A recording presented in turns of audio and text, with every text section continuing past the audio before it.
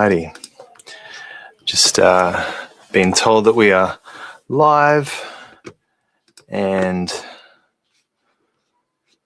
just wanting to make sure everyone can hear me. So if you are on the live stream now, welcome to tonight's session. I'm excited to share from my own journey. I'm excited to hear your questions. We're going to be talking about how every story has a reason. Every film has a reason and a purpose. While I'm waiting for a few people to jump on, if you're watching this again, if this is a replay, feel free to skip forward by a minute or two, just while we get settled, because I've just got to bring a couple of things up in our live stream. So I'm still yet to see if we are live on the Facebook.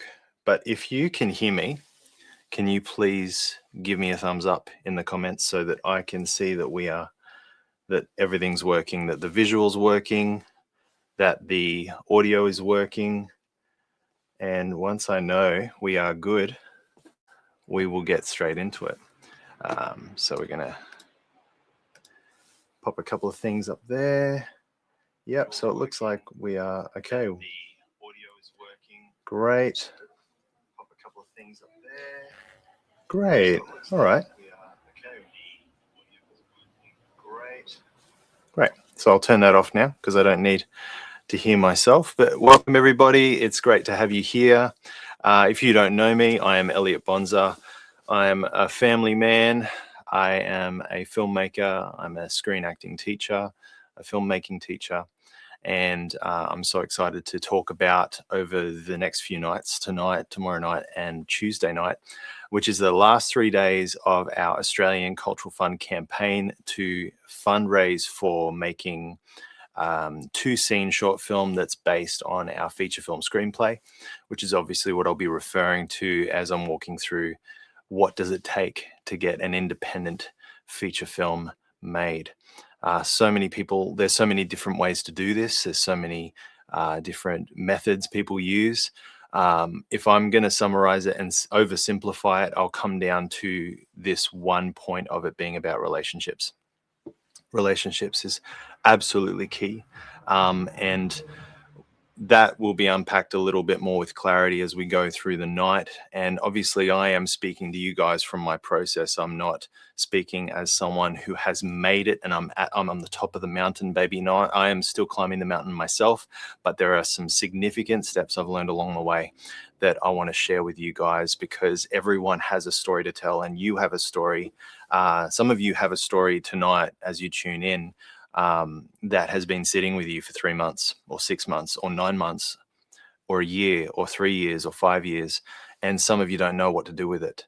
And some of you have been waiting, just like I was waiting for since, not with this story, but with other stories, been waiting for someone else to open the door, waiting for someone else to give the green light. And so I hope you take a bit of encouragement away from tuning in tonight, because that is my goal, is to take the pieces of my journey and make sure that they contribute value to yours. Now, I'm just wanting to see if we've got anyone joining from Brisbane or Sydney or the Gold Coast. Please let me know in the comments.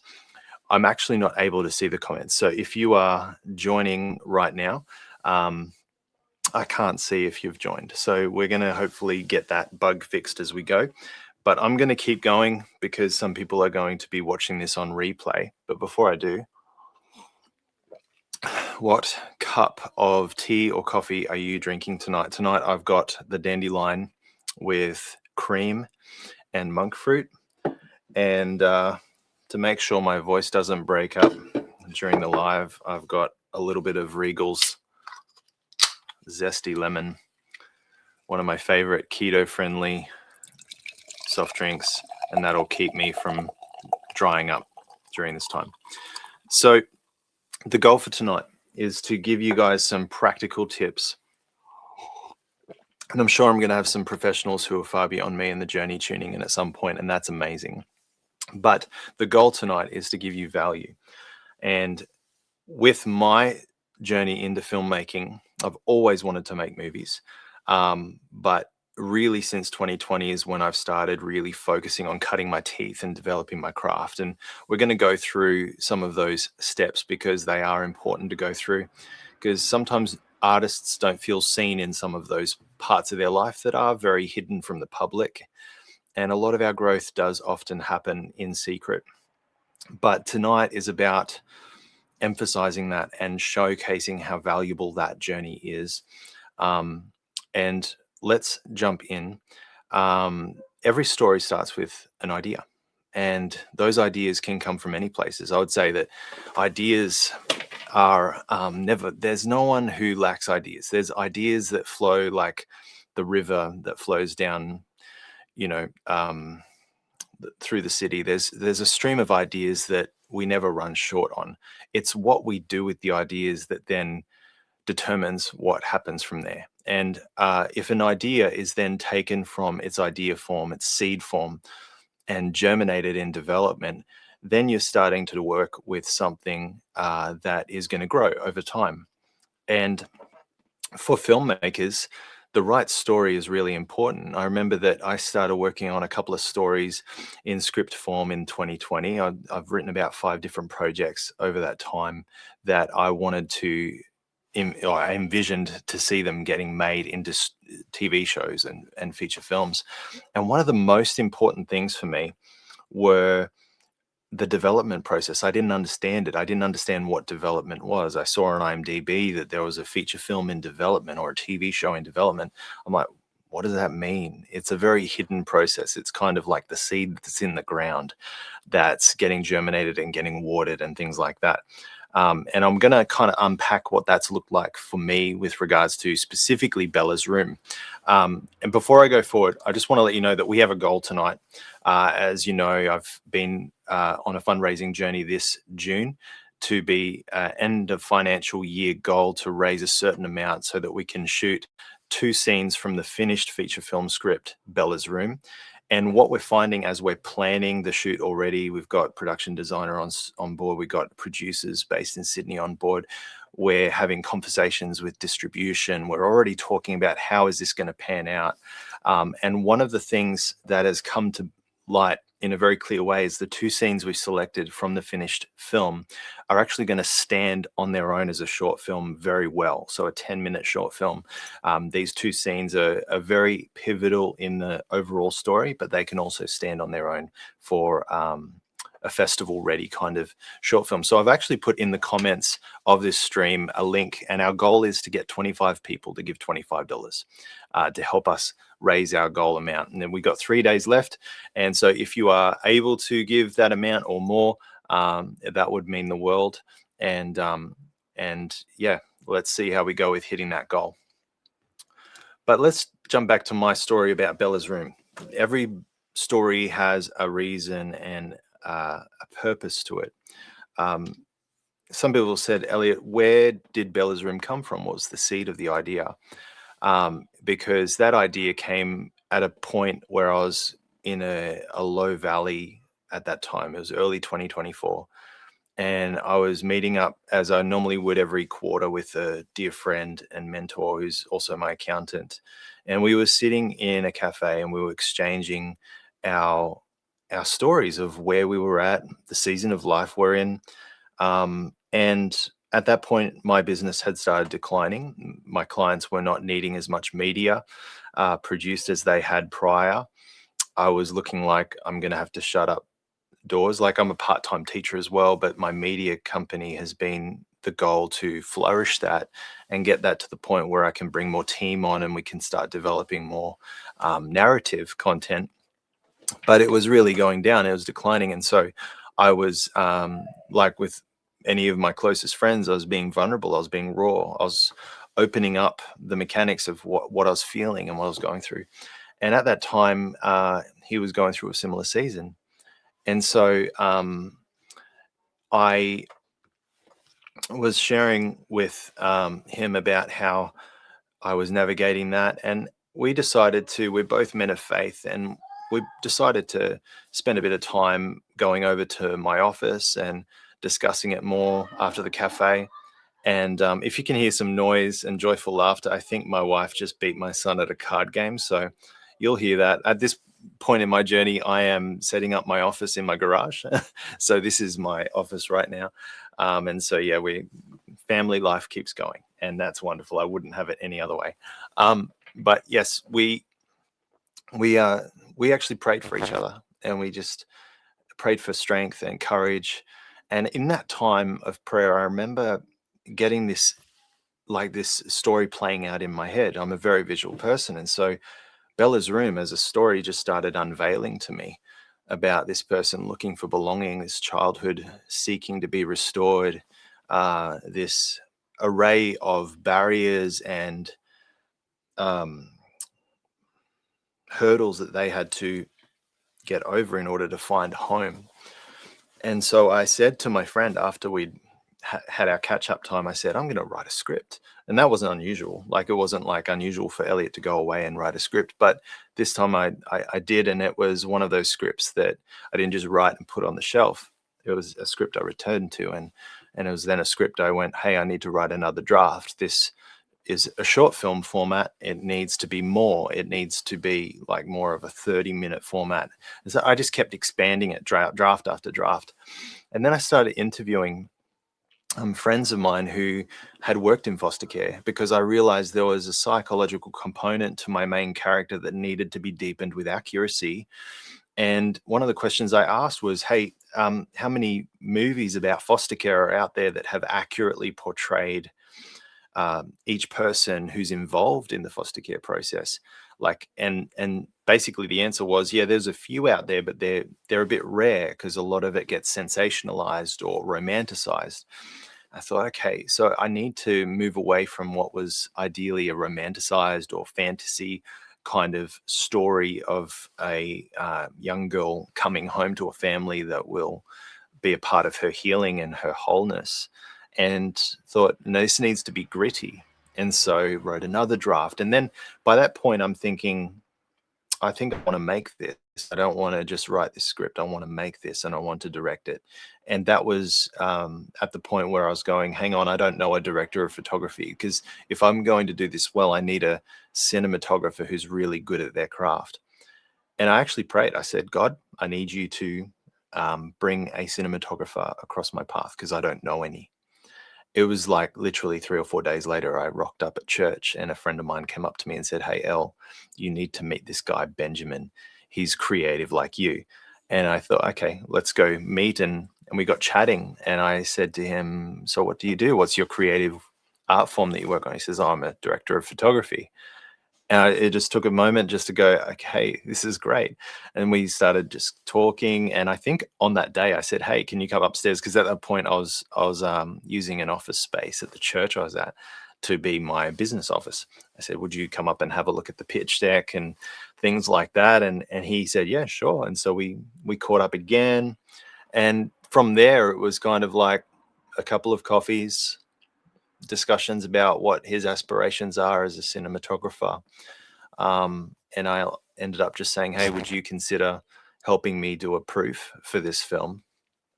And he went away and thought about it and came back and said, yeah, I think this is a story that needs to be told, and I'm happy to help with that. And so 2 years later, it's we're hitting some great momentum now. But the story in between then and now is kind of what I want to unpack, some mechanics, which I think is going to help some people. So Bella's room, why is this story important? And that's a question that we all need to ask ourselves. Is this story about me getting a director's credit, or is this story about me making an entry to the filmmaking market? Is this story about shock value? Is this story about justice? Is this story about giving voice to a social issue that keeps getting ignored? All of those things come into play. Or is this story about experimenting? And all of those are very valid reasons. And I wouldn't say that don't discount any of those reasons. It just depends about where you're at on your journey of developing your craft. But for me, this story was no longer about me cutting my teeth. That's what the other 5 projects were for throughout the year 2020, 2021, 2022. Those 4 years was thousands of hours spent on cutting my teeth, learning screenwriting, learning how to develop a really good script and make it commercially viable. And at this point, this story had not been explored as a commercially viable film. I was trying to maintain the integrity and the purity of the story. And so we shot a proof of concept when the script was at its 5th draft. It was still at a short film draft, and there was still a lot of details in the story that are now changed because we filmed the proof of concept and we worked with an incredible group of people, amazing talent. And so many people came and rocked up to that set 2 days. It was supposed to be 1 day, but they were willing to come for another day because we didn't get all our shots done. But that point from there on was editing that into a trailer. And we realized, okay, some story elements need to change if we want to make this a commercially viable film that can go to theaters, that can go to streamers, that can go beyond Australia into an international market. And that was what was so great about doing a proof of concept. Now, what is a proof of concept? Some people mightn't know.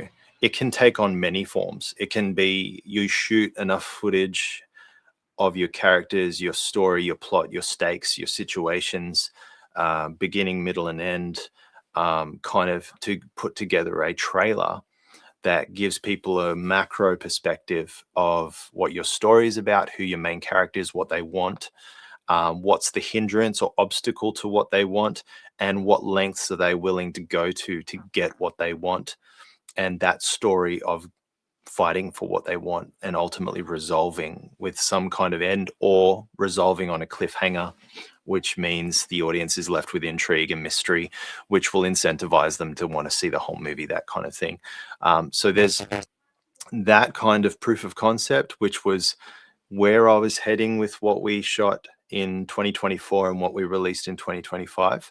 Then there's the other proof of concept, which is an extension of that. I would say it would be the next step up, which is to shoot 1 or 2 or 3 entire scenes that are pivotal to the story, pivotal to revealing the character, pivotal to revealing what they want and the obstacles to what they want, revealing the relationships, the chemistry, what's at stake, revealing the character's struggle, what are they wrestling with externally and internally, and doing that in 2 scenes, which is what we're raising funds for right now, is to raise enough to shoot 2 key scenes.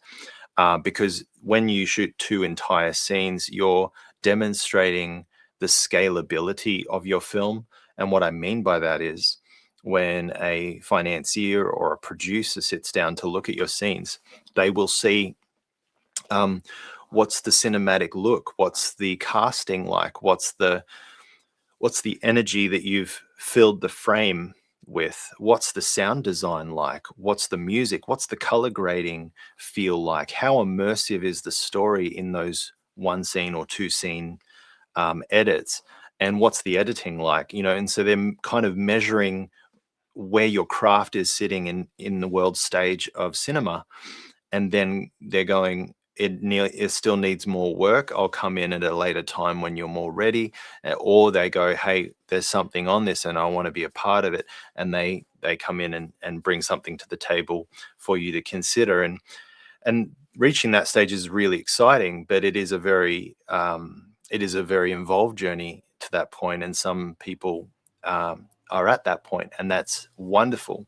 But there is so many elements that go into getting to that point.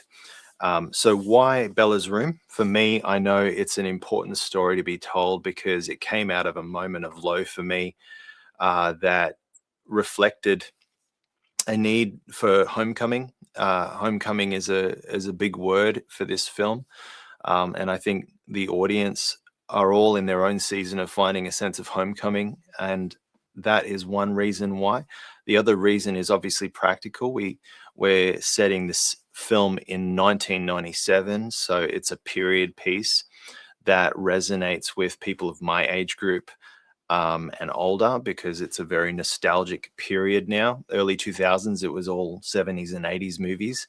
And now we're wanting that nostalgic era of VHS video stores to be recovered in cinema. We're wanting the Walkmans, the Discmans, the Holden Corollas, the VR Commodores, all of those things. We're looking for that, revisiting that era, and I love that. But what's significant about 1997 for me is I was 9 years old at that point, but at that point there was about 14,000 children who were in out-of-home care in Australia. And why is this story important for now is that number has tripled. There's now well over 45,000 children in out-of-home care in Australia. And so we had a crisis then, we have a crisis now. And it's exploring the themes of belonging, trauma, trust being earned, and also small-time family crime, because there's so many families in that era, just like there are today, really struggling to get by. And desperation calls for desperate measures. And so Bella's current foster family, the 8th home she's been in, and she's a 10-year-old, they're just trying to get by. So they're acting fraudulently with the government, with the family services coverage of, they're submitting for fake fixes around the house. They start copying pirated VHS tapes and selling them. And so that's one component of what raises the stakes for them. But then Bella encounters violence in the home, and she, between her foster sister Cassie and her, she's the one who will stick up for herself and fight, because she's learned to fight. She's learned to not belong. She's learned that trust leads to getting hurt. And so she's got that hardened hypervigilance that makes her survive. And she obviously escapes that home and is rescued and relocated to a new family, a family that she is not expecting, a family that wants to show her kindness. And so that's one of those, it's a story that's kind of navigating the arc of her finding a home, but self-sabotaging herself because of her own self-protective habits of not trusting people and assuming the worst of people, and being ready to map out all the exits of the house, map out what she can use as a weapon to protect herself. All of those psychological thriller elements are in there, which builds on top of the accuracy.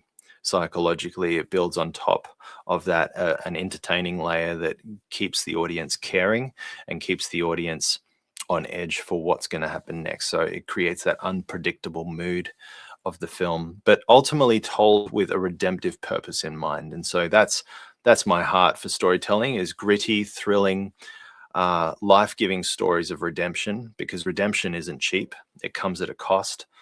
And so that's why I want to tell this story, and through a child's perspective, because sometimes we don't see it told through the child's perspective. Sometimes we see it through the foster carer's perspective, or we see it through the system's perspective, or we see it through the abuser's perspective. But yeah, this one's going to be told through Bella's perspective, how she sees the world, how she perceives threat, and how she adjusts when paradise shows up, when safety shows up, when love shows up. How does she respond to that? And so that's one of the really interesting things about the psychological component of the film. And the other question here is, why couldn't you walk away from it? So storytellers, have you got a story that you've tried to walk away from, but you haven't been able to? And it's really important to understand, when you have a story that you can't walk away from, why? Why isn't it letting go of you? It's important to understand that question, because there's always a purpose in why a story won't leave you alone. Why is it you that needs to be telling this story? And if you can answer that question, or at least wrestle with that question, it's going to add so much value to your storytelling. It'll add weight to the next page that you draft. It'll create clarity around ambiguity with characters in your story. And so that's a really important question. Like, I'll come back to this, that ideas are cheap, but when you have the courage and the grit to develop your ideas, to write another draft, to share a draft with a friend and say, I want you to tell me the truth. What do you think about what I've written here? What do you think about these characters, this dialogue, the structure? Does the story have good pace to it? All of those questions, if you can ask those questions right now of your friend when next time they read the script, they won't read it just as a friend. They'll actually read it with a professional eye for what makes a film more than, just an experimental piece of media, but makes it a commercial piece of storytelling. That's the kind of input you want from your friends and fellow storytellers. It's really important. So while we are here, I'm just going to take a moment to see if we've got any comments or questions, because I cannot see if anyone is on live with us. I can't see any comments. Maybe it's just quiet online. I'm not sure. But we're talking about every story has a reason. And finding yours is going to help you to tell it and to commit to it and not let it go until you get it told.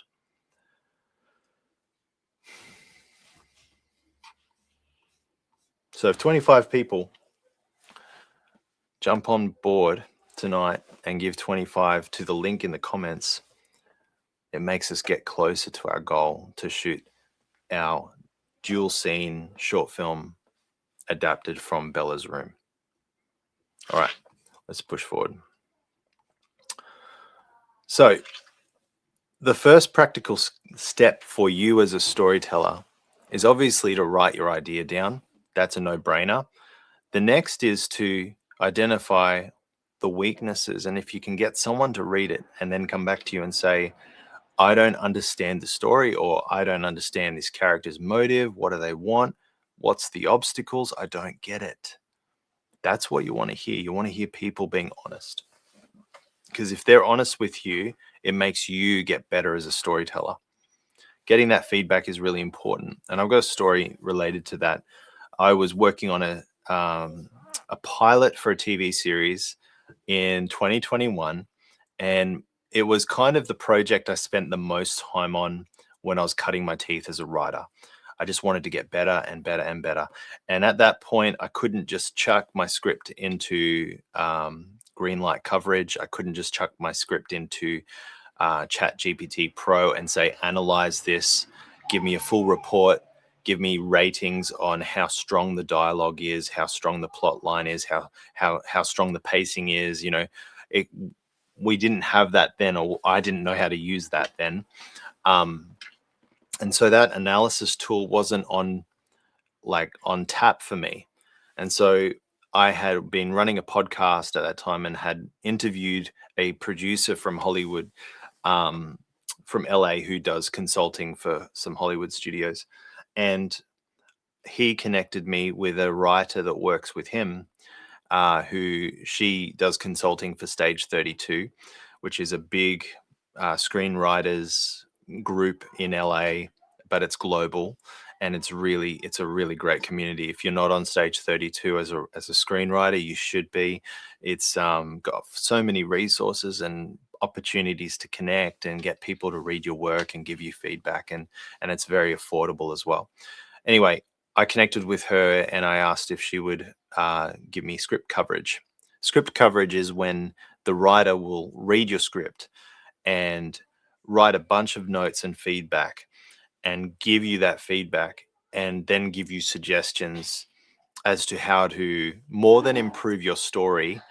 This was more about improve my craft. It wasn't so much about the story. It was more about, Elliot, you're writing like a novel writer.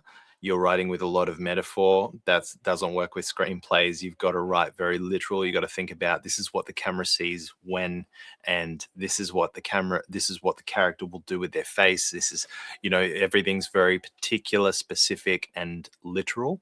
Whereas I was writing a mixture of that with metaphor and things like that. So symbolically and getting inside the psyche of the character and stuff. And so that was an incredible advantage to me because I was able to identify the blind spots in my craft. So yes, getting friends to read your work, but also find a professional that can give you coverage, and they will actually bring so much value to your craft. Whether you're wanting to write a novel or write a screenplay. And whilst I use AI as a analytical tool, it cannot teach you how to write. It cannot teach you how to be human. And writing is all about the humanity hitting the page. And analysis is very helpful, but the creative side, the human side, the empathetic side, it's really all leaning on us as humans being able to bring that to the page. And so that really added value to my journey in 2022. And I did a Zoom for that pilot. I did a Zoom with some friends who are actors, and were able to draw some other actors. And we did a live table read in Zoom at that time. And that added so much value to me because it identified how clunky my writing was, and how when actors start to perform my work, hang on, this dialogue is not flowing and it doesn't feel motivated. It doesn't feel natural. And so that helped me go back, hey, the page needs to change. And even to ask actors, hey, do you understand what the character's trying to say here? And they would say, well, yeah, I do. I see the subtext and all that. And then you say, well, say it how you would say it. Say it how you think that character would say it. And having those feedback times with actors is so valuable because it helps you as a writer start to think more in line with how people actually sound with dialogue. And so that's really important. So learning to receive feedback, make it a value. This is the one thing I know as an artist, and other artists struggle with this, is the fear of rejection, the fear of people looking at your work and saying it's crap. That can keep us going, just working on our craft in isolation and in a vacuum. And whilst that's a great self-protection tactic, it's a huge sabotage tactic to your craft getting better really fast. And so conquering that fear and overcoming that by going to someone that you trust, obviously don't put it out there for the wide world, but going to someone who you really trust and saying, I want to get better as a writer. Will you read my work? Give me some feedback and maybe include some encouragement in it. And if you can courageously do that, that's going to add so much value to your journey as an artist. So that's really important. Getting feedback, allowing that to inform your next draft. Then development isn't waiting, it's happening. And so development is actually in the process of writing draft after draft, sending it out for feedback, getting notes from professionals as well as friends, and allowing that to shape the quality of your narrative. Your first draft isn't the entire vision. It's the invitation to begin refining it. That's really what we need to see. Is the first draft is not the finished product. It's the seeds still sprouting. And that's required a lot of humility. That's required that you don't arrive anywhere fast if you want to put down your roots deep. Putting down the roots deep takes time and takes relationships. And in that same breath, it's not about waiting for permission or waiting for someone else to open the door for you or waiting for a green light. You have the green light. You have the green light. It's in you. It's in the project.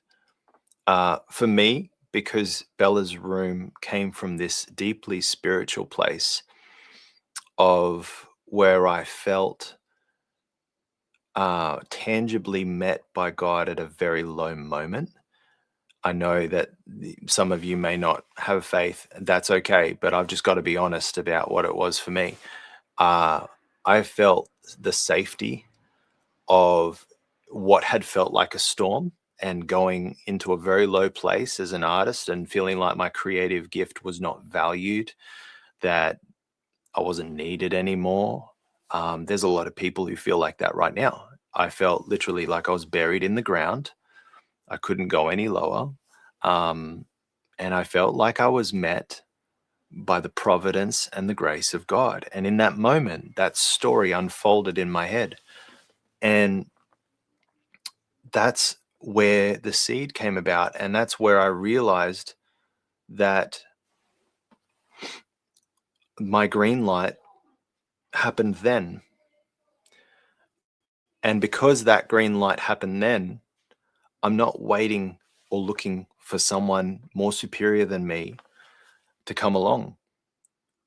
People more superior than me have come along, but I think they started arriving in my life when I stopped needing them, when I stopped looking for them, and I just trusted the green light that I'd been given, and I did something with it, and I kept on getting better.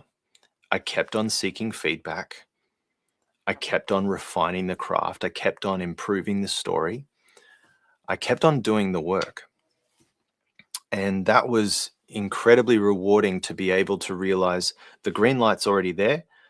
And I'm working on this element that's going to make the story so much better.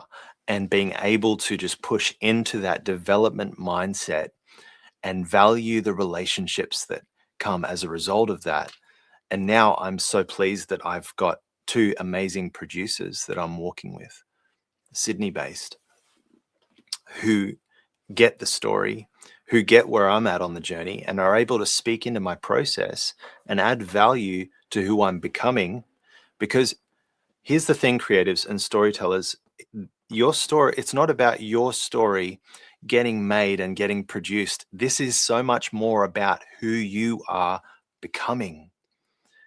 Who you're becoming is far more valuable, far more rich than the credit of your film or getting your financing locked in for production, or getting your book published by a big notable publisher or a big name producer finding you and going, hey, finally your story is valuable. You are valuable. If you are aware that who you're becoming is so much more important than the story you're stewarding or the story you're writing, then if your story fails, it won't break you. It'll be disappointing, but it won't break you.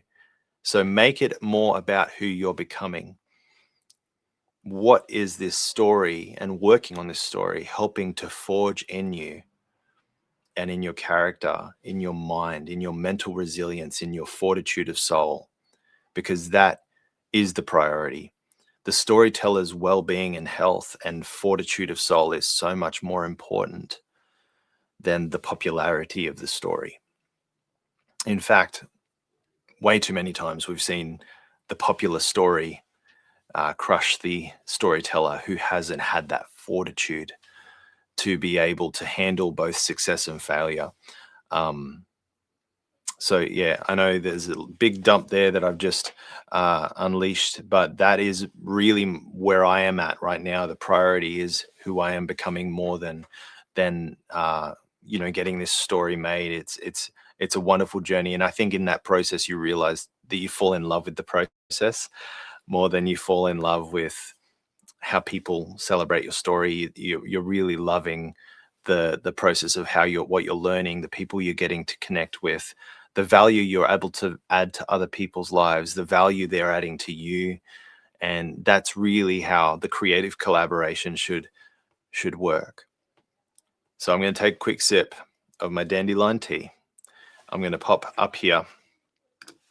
Our goal is to raise 18 grand to shoot 2 high-level scenes as a self-contained short film that will raise awareness about Bella's Room as a feature film, but it will also be a standalone short film that we can take to festivals. And I've already gotten feedback from people that this is going to land in a beautiful way, in the sense of how it's going to impact the audience. These 2 scenes, I'm really excited about them because every word counts when it comes to what goes into the frame of the camera. And I just love the process. Like I was just talking about, is the process is amazing to be able to walk with a short list of cast for a year, and to sit in the same room as them and see them bring this script to life, to offer their thoughts, to hear their feedback. They've added value to me, and there's so much more I'd love to share that I can't actually share right now, because it's early days to be sharing any more developments at this point. But we are aiming to raise enough so that we can shoot these 2 scenes. And so you can click the link in the comment and put your name on there, because we are going to give you a shout out tomorrow night on the next stream, when we review who's donated and contributed their name and their contribution to this amazing short film.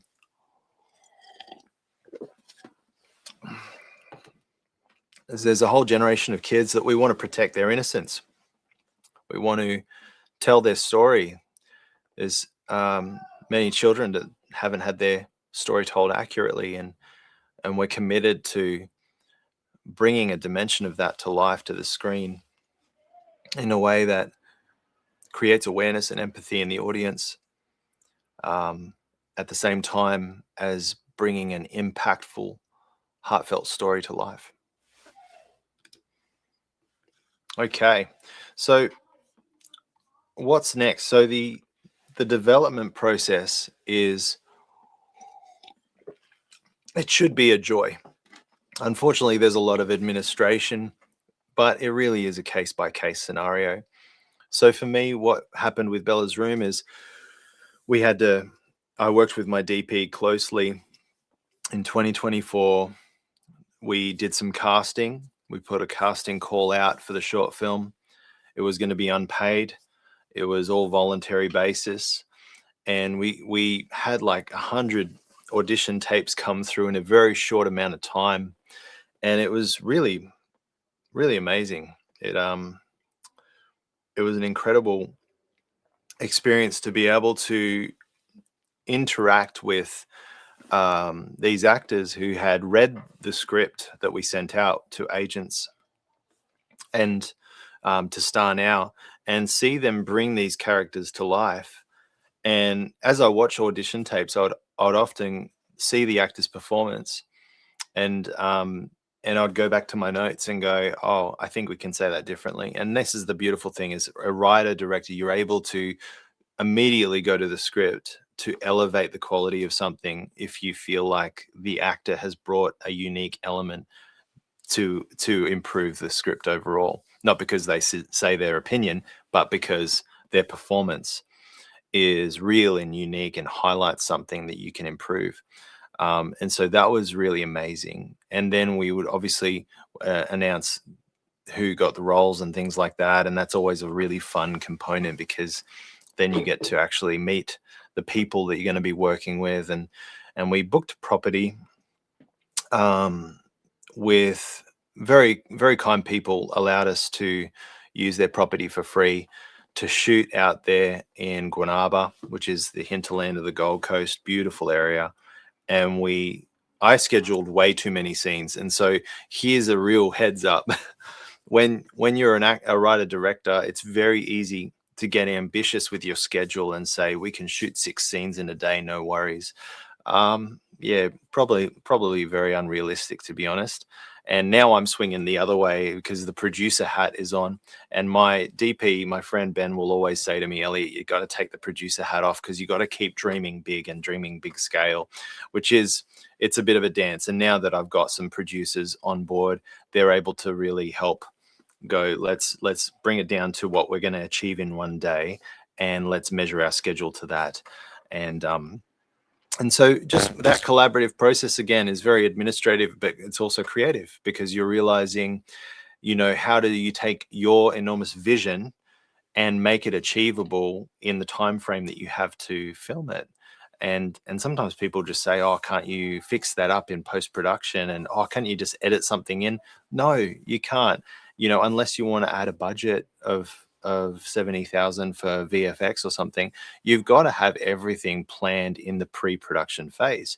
And so if you have some VFX in mind, I realized this on the day. I just said, oh, we want to have this sequence where the blood seeps through the shirt.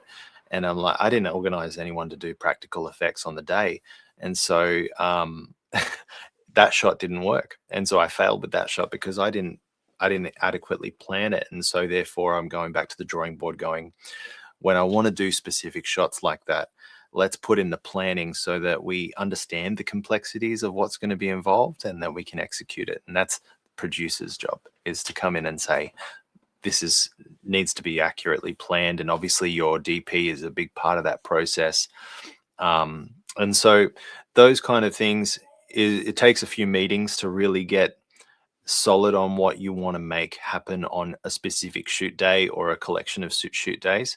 The proof of concept was important for me because I hadn't directed anything before of scale in terms of anything that's IMDb worthy. I was more directing things for schools. I was directing things for events, for church events. I'd directed a bunch of short films and ambitious feature films or parts of feature films when I was in my teenage years, absolutely, because I dropped out of school in year 7.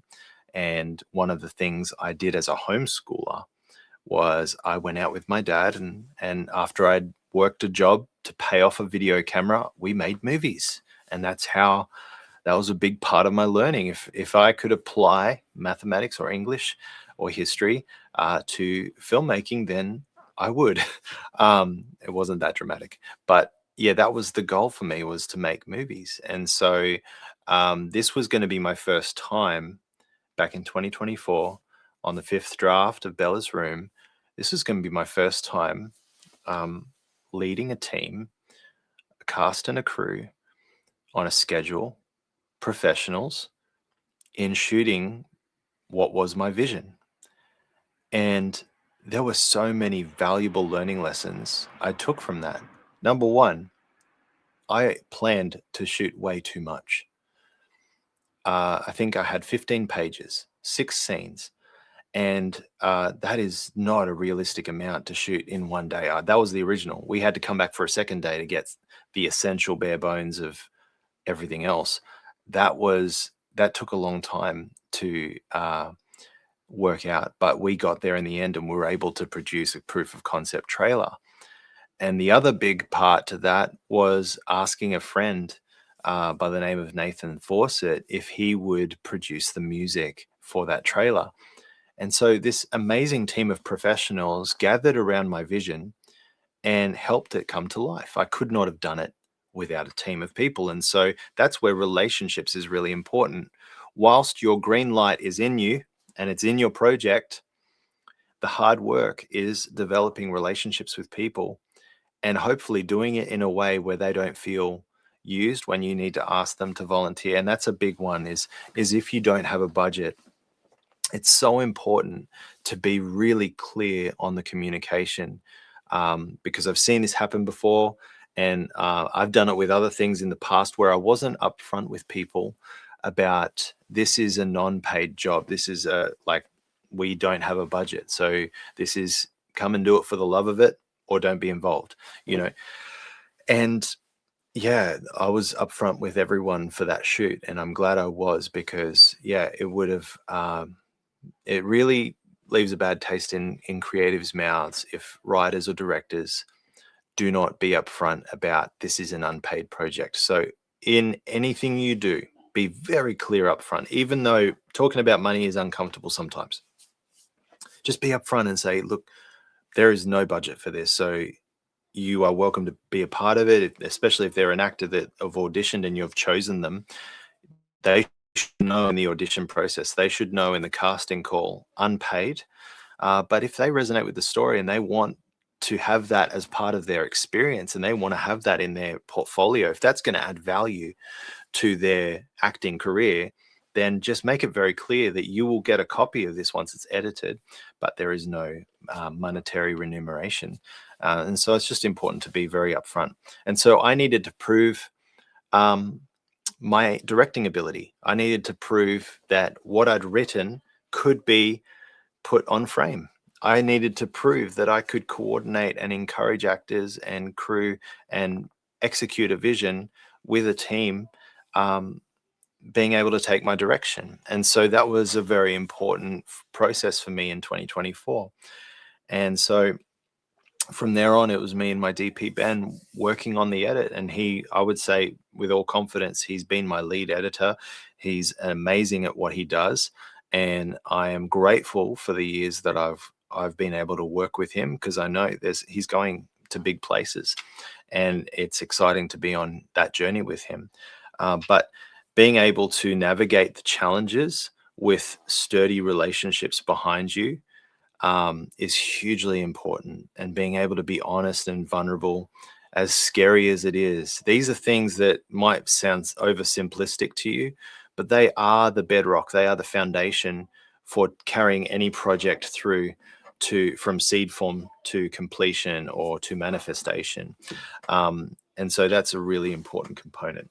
Now, I'm still getting an indicator that there is no one on live with us. So I'm going to wrap up this one, and I'm going to move over to Instagram. But again, our goal is to have 25 people give $25 and help us raise the amount needed to lock in our cast and crew, to lock in our locations, to lock in our camera kit, because we've already spent some time with Panavision to test some cameras, and our goal is to shoot this at scale, to make this a beautiful piece of cinema that is going to resonate with a wide audience, not just here in Australia, but over in the US as well. And that is the goal. And so if you are able to give $25 to support this project, amazing. If you're able to give more, even more amazing. Because at this stage of development, it really is the generosity of people who believe in Australian stories being put on the big screen or on streamers, getting stories off the ground. It takes a group of people to go, hey, we believe in this story. It needs to be told. Let's help to finance the early days of it. And so that's a really important part. And so thank you for your generosity if you are giving, and I'll give you a shout out on tomorrow's stream. But here's the big takeaway. Your green light is within you. Your green light is not waiting in some producer or some popular person or A-list actor. They're not your green light. If anything, you've carried the story in you. The origin of the story is in you. They're looking to you. And it's important for you to go forward and move forward and take action. And if you don't know the action to take, then learn. Just be committed to learning. It takes humility to go to someone. There's just been times in my life when I wanted to learn something and I've been scared to ask for help. And when I broke through that and go, hang on, people actually value it when you ask for help. It demonstrates integrity and humility in your character. And there's been times when I've gone to people and said, hey, I'm going to ask a favor. I don't know how to do this. Do you know how to do this? Can you teach me? And just being able to be upfront and honest and say, I need help. And it's really important to have people in your life that are good at things that you're not good at, so that it can add value to the project. But again, the bigger picture, which is, who are you becoming in the process of forging the way forward for your story to be told? And so I'm super excited to be able to share some of these insights with you. I want to say tomorrow night we're gonna jump into another topic based on independent filmmaking. But here's a few takeaways. Your green light is in you. Okay, your green light is not outside of you; it's within you. It's with your story. If that story in you has not let go of you, the green light is there. The next thing is development is really important. Learning how to develop your script, get people to give you feedback. It's super valuable. It shows you your strengths. It also shows you your weaknesses, and it makes you better as a person, because humility never killed anyone. It builds in you a fortitude of soul that enables you to be not only good at your craft, but good at life and good at building relationships and good at embracing feedback and being teachable and realizing, hey, when I get my blind spots shown to me, it helps me to be better at seeing. It helps me to be more perceptive. And so that's a really important factor. Okay, so the way forward, whilst the green light is in you, the way forward includes people who will add value to you. So seek feedback on your work. If you can get professional feedback as well, invest in that. Invest in paying a script, a story editor or a screenwriter to give coverage to your script and give you feedback, because that is going to add so much value to you and your work. And again, our goal is to raise funds to film these scenes. Professional actors, professional crew. We've already got them all on standby that will be shooting in the last week of September. Things are moving forward. We're scouting for properties right now. If you know anyone who has a property in Hinterland, Gold Coast, who would be willing to talk to us about using their property, that would be amazing. I'll give some more details on what we're looking for in a little while, not just yet. But thank you so much for jumping on. This is all about every story has a reason and purpose. I hope the stuff that I've shared from my own journey has been insightful, and I hope you feel inspired. I hope you feel like you've had value added to you about how to steward your story and get your story told, and most of all, how to steward your green light, how to perceive who you're becoming in the process, because who you're becoming is always more valuable than the work you do. And in fact, the more you allow yourself to become, the more value you're going to add through the work that you do. So stay uncontainable, stay green lit, don't give up, continue to steward your stories, because they need to be told, and there are stories that you have that only you can tell. And I hope this has been encouraging to you. If you'd like to get in touch, just feel free to direct message me. Yeah, I try to get back to people as quickly as possible. But yeah, thanks for being on. If you watched the replay, because I don't think anyone has been on, but thanks for watching the replay. And I will see you on tomorrow night's live stream. I'll see you guys soon. Bye.